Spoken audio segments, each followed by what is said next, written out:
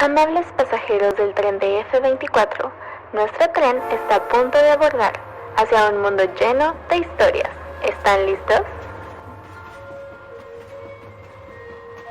Si te gusta la lucha libre y quieres conocer de sus personajes, sus historias y sus protagonistas, suscríbete, súbete al tren de F24 y acompáñanos en esta mágica travesía.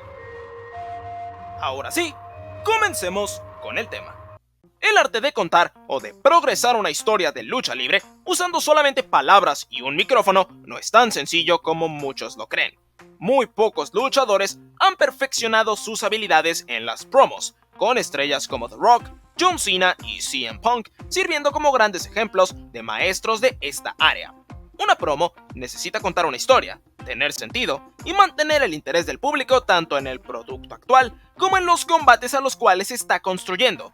De ahí viene su nombre. Al final del día esto es una promocional.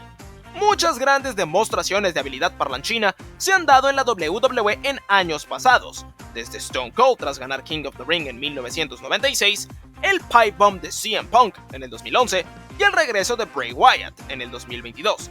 Aunque no estamos aquí para hablar de estos grandes segmentos, todo lo contrario.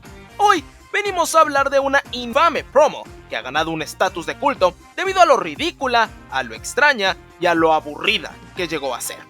Hoy, en F24, recordaremos la promo más infame de toda la Attitude Era, dada la noche del 16 de agosto de 1999 por The Undertaker.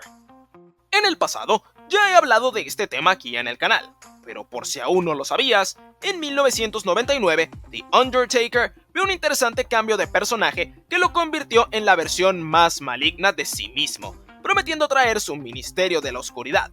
El enterrador se convirtió de esta forma en el líder de una secta que abdujo a luchadores como los Acolytes, Viscera, Mideon y The Brood.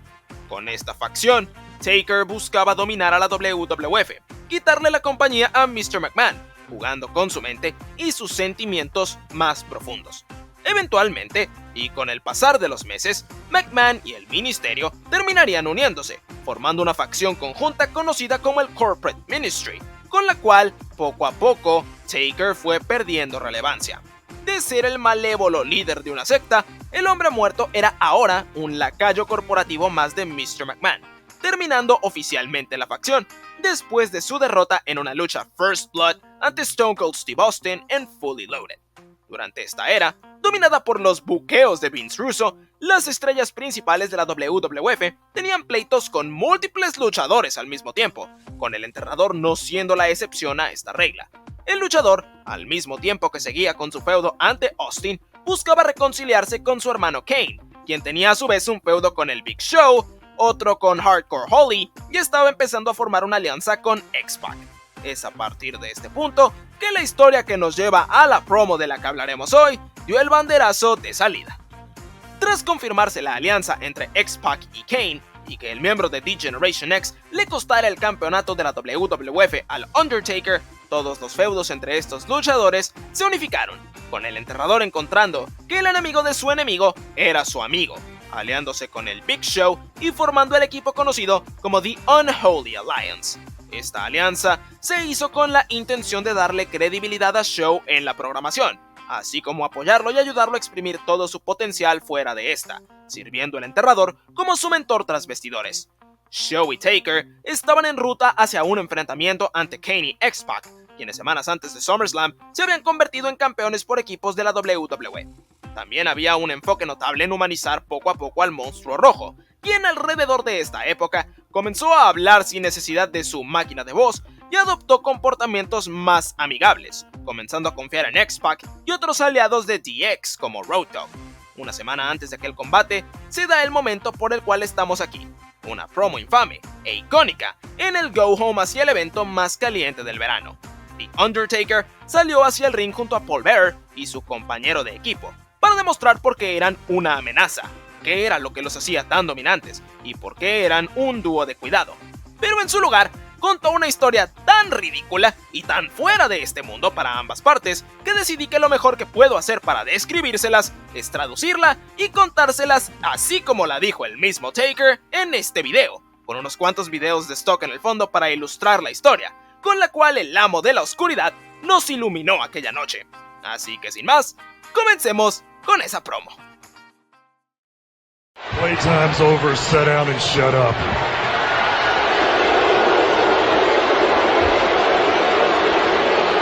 Later on tonight, there's going to be a match for the tag team titles between the Acolytes and X-Pac and Kane, whatever, it's not important.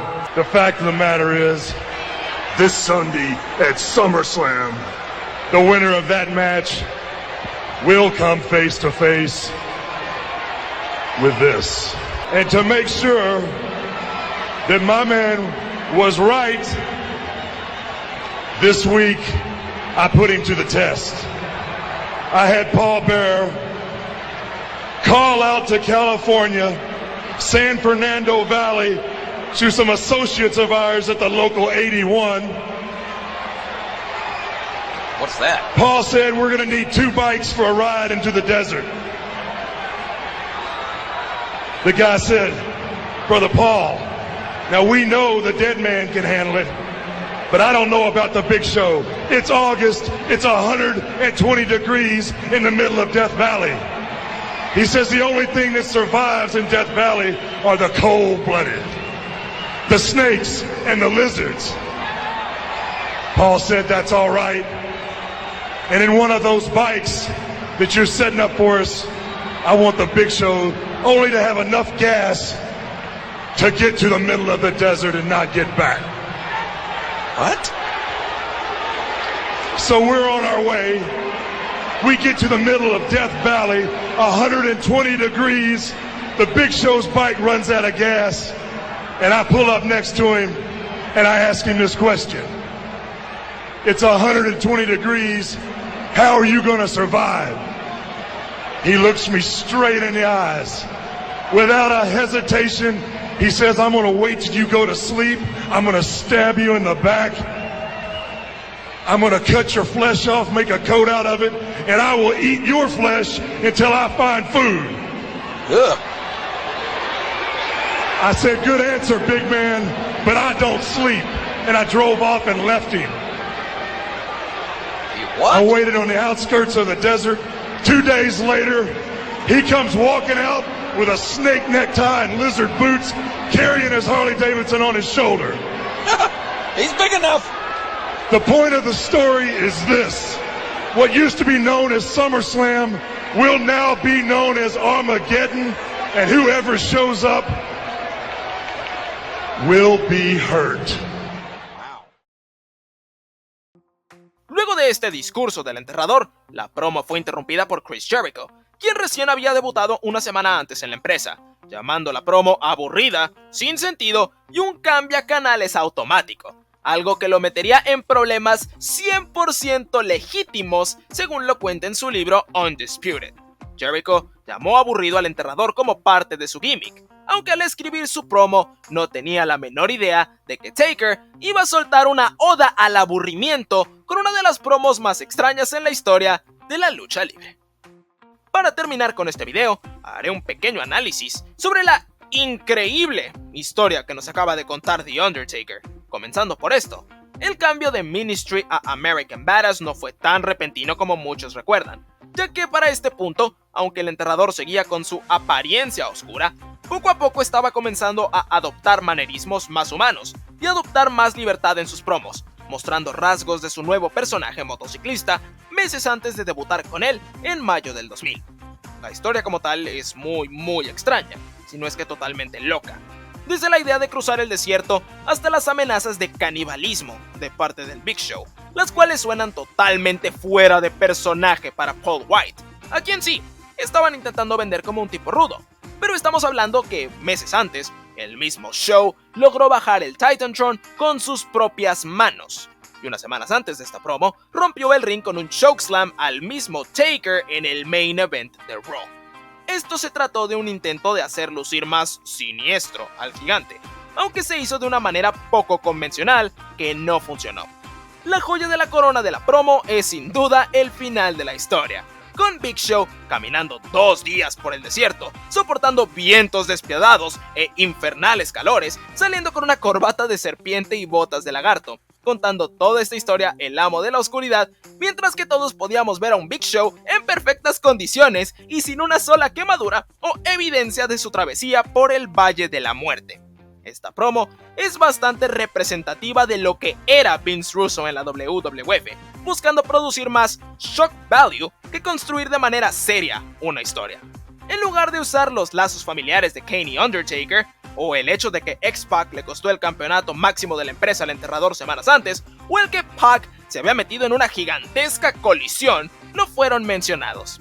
Y en su lugar, nos enteramos que en algún lugar del gigantesco closet de Paul White se encuentran un par de lagartos y una serpiente hecha corbata.